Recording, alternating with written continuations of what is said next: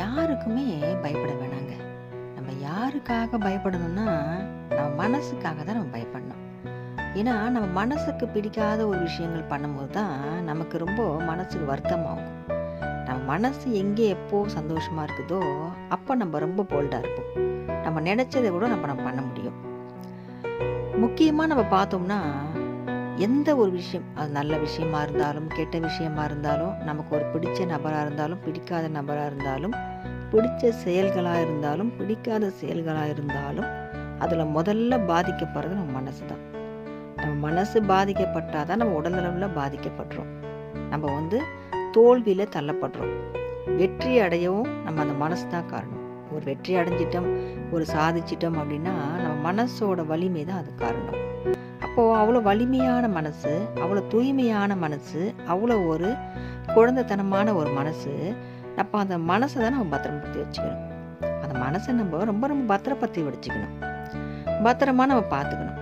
யார் நம்மளை எது சொன்னாலும் நம்ம மனசு வலிமையாக இருக்கணும். நம்ம மனசு எப்போ கஷ்டப்படணும்னா, யாருக்காவது நம்ம துன்பத்தை கொடுக்கும்போது கஷ்டப்படணும். ஏன்னா நம்ம அடுத்தவங்களுக்கு கொடுக்குற துன்பம் நமக்கே திரும்ப வரும். அது ஒரு விஷயம். அடுத்தவங்களை நம்ம கஷ்டப்படுத்துனா நம்ம மனசும் சந்தோஷமாக இருக்காது. ஏன்னா நம்ம மனசு குழந்தை மாதிரி, யாருக்குமே துரோகம் நினைக்காது, யாருக்குமே கஷ்டம் கொடுக்கணும்னு நினைக்காது. அதுக்கு ஒரு சந்தோஷத்தை தேடி அது அலையும். இதுதான் சந்தோஷம்னு சின்ன சின்ன விஷயங்களும் அது கிடைக்கிறத வச்சுன்னு அது சந்தோஷமாக வாழும் அந்த மனசு. ஏன்னா அதுக்கு ஒரு குழந்தை மாதிரி அந்த மனசு. அதுக்கு தேவையான பசி ஆத்தியாச்சுன்னா அது சாப்பிட்டு தூங்கிடும். அந்த மாதிரி ஒரு குழந்தை மாதிரி ஒரு மனசை நம்ம பத்திரமா பார்த்துக்கணும். ஏன்னா அந்த மனசை நோகடிக்கிறதுக்கும் நிறைய பேர் வருவாங்க, அதை சந்தோஷப்படுத்துறதுக்கும் நிறைய பேர் வருவாங்க.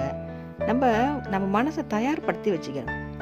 எது நடந்தாலும் சரி, நமக்கு மேலே கடவுள் இருக்கார். அதுவும் நமக்கு முருகர் இருக்காரு. முருகர் இருக்கும்போது முருகரோட அனுமதியில் தான் நம்மளுக்கு எல்லாமே நடக்குது. நம்ம கர்மாவை கழிக்க வந்திருக்கோம்.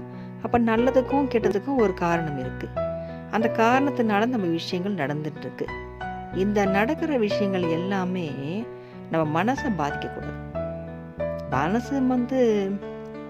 மனசு பாதிக்காம எப்படி இருக்கும்? மனசால தானே நம்ம மனசு கஷ்டப்பட்டு வருத்தப்பட்டுலாம் இருக்கும். அது மாதிரி அதுதான் உண்மையான விஷயம் கூட. அதுக்கு தான் நான் முக்கியமாக சொல்ல வரேன். மனசை நம்ம பாதிக்கப்படுற அளவுக்கு ரொம்ப கவலைப்படவோ சந்தோஷப்படவோ வேண்டாம். நிரந்தரமே இல்லாத ஒரு வாழ்க்கை.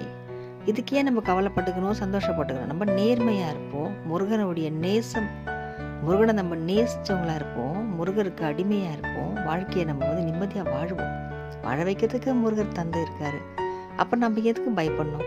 நம்ம முருகர் பக்தர்களாக மட்டுமே இருப்போம். வாழ்க்கை ரொம்ப